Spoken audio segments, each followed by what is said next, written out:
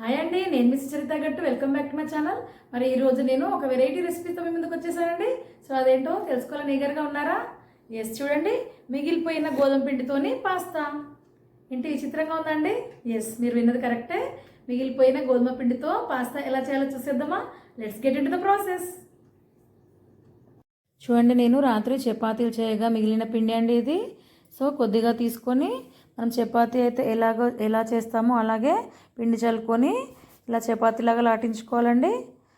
కొద్దిగా థిక్నెస్ కొద్దిగా ఎక్కువ ఉండేటట్టు చూసుకోండి. తర్వాత చూడండి, మనం రెక్టాంగిల్ షేప్ కానీ స్క్వేర్ షేప్ కానీ ఇలా నైఫ్ సహాయంతో కానీ పిజ్జా కట్టర్తో కానీ ఇలా షేప్స్ ఈక్వల్గా చేసి చూడండి,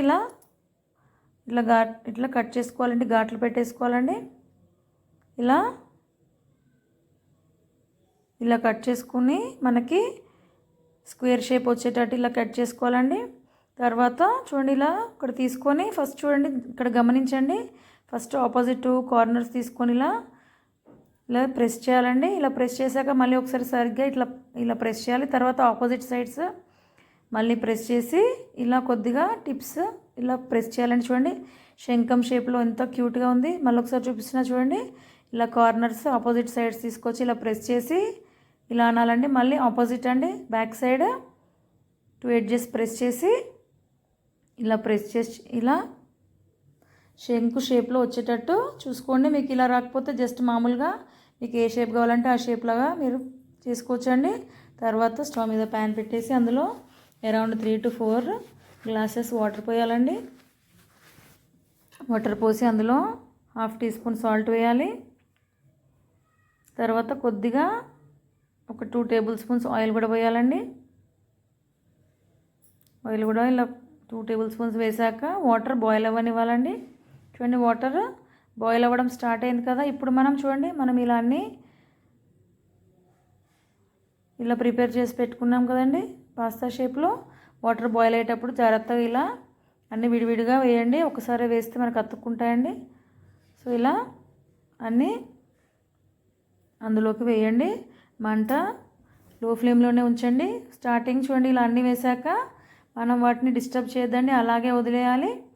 ఒక 2 minutes తర్వాత అవి మనకి పైకి తేలుతాయండి. అవి వాటంతట అవే చూడండి వాటర్ బాయిల్ అవ్వడం. ఇప్పుడు కొద్దిగా ఫ్లేమ్ పెంచుకొని మీడియం ఫ్లేమ్లోకి పెంచుకొని చూడండి, మనకి ఇలా పైకి తేలాయి కదండి. ఇప్పుడు ఒకసారి ఇలా మిక్స్ చేయాలండి. ఒకదానికొకటి అతుక్కోకుండా మనం చెక్ చేసుకుని ఇలా ఒకసారి మిక్స్ చేసి ఒక 2 minutes కుక్ అవ్వనివ్వాలండి. బాయిల్ అయ్యాక బంద్ చేసి స్టవ్ ఆఫ్ చేసి చూడండి, వాటర్ ఉంది కదండి, పాస్తా కుక్ అయిన వాటర్ కొద్దిగా తీసి మనం ఒక బౌల్లోకి తీసుకొని పక్కన పెట్టేసుకోవాలి.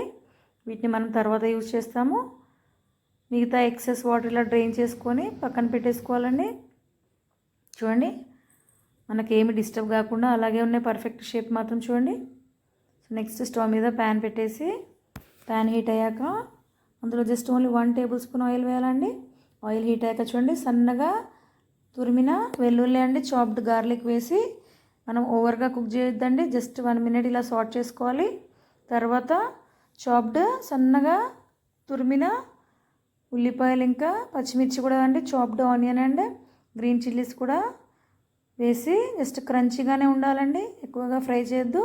ఇలా మిక్స్ చేసాక చూడండి, చాప్డ్ క్యారెట్స్ అండి, సన్నగా తురిమిన క్యారెట్స్ కానీ మీకు క్యాప్సికమ్ ఎలాంటి వెజ్జెస్ కావాలంటే వేసుకోవచ్చండి. తర్వాత 1/2 teaspoon pepper powder, 1 tablespoon soya sauce, దాని తర్వాత 1 tablespoon schezwan sauce, 1 tablespoon tomato sauce కూడా వేసానండి. ఒకవేళ మీకు ఇవి నచ్చకపోతే మీరు జస్ట్ గరం మసాలా వేసుకొని ఇలా మిక్స్ చేయాలండి. తర్వాత చూడండి, మనం పాస్తా బాయిల్ అయిన వాటర్ తీసి పక్కన పెట్టేసుకున్నాం కదా, అవి ఇప్పుడు అందులో పోసి ఇలా కొద్దిగా సూపీగా అయ్యే వరకు ఇలా చూడండి 1 minute ఇలా మిక్స్ చేసుకోవాలండి. చూడండి, కొద్దిగా చిక్కబడ్డాక మనం 1/4 teaspoon సాల్ట్ వేయాలి. సాల్ట్ వేసి ఒకసారి మిక్స్ చేయాలండి. ఇలా మిక్స్ చేశాక చూడండి, మనం ఇక్కడ ఒక 1 packet మ్యాగీ మసాలా కూడా వేస్తున్నానండి, ఎక్స్ట్రా టేస్ట్ని ఇంకా ఎన్హాన్స్ చేయడానికి. మీకు ఒకవేళ అవసరం లేదనుకుంటే స్కిప్ చేయొచ్చండి. సో చూడండి, మనం అంతే అండి. ఇప్పుడు మనం ప్రిపేర్ చేసుకున్న పాస్తాస్ అన్నీ నెమ్మదిగా ఇలా వేయాలండి. ఇప్పుడు మంట లో ఫ్లేమ్లో పెట్టేసుకొని జస్ట్ చూడండి ఇలా మిక్స్ చేయాలండి. చాలా జాగ్రత్తగా మిక్స్ చేయండి, చాలా జెంటిల్గా మిక్స్ చేయాలండి. ఇలా అడుగు నుంచి ఇలా తిప్పుతూ సార్ట్ చేసుకోవాలండి.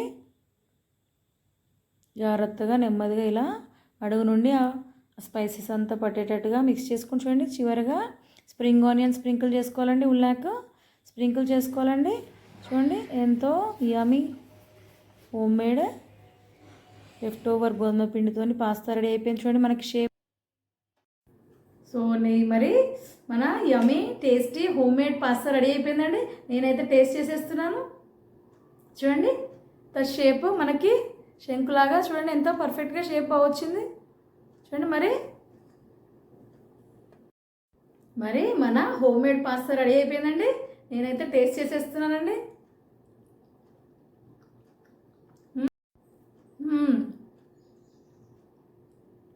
ఆసమ్ అండి, చాలా చాలా యమ్మీగా ఉందండి.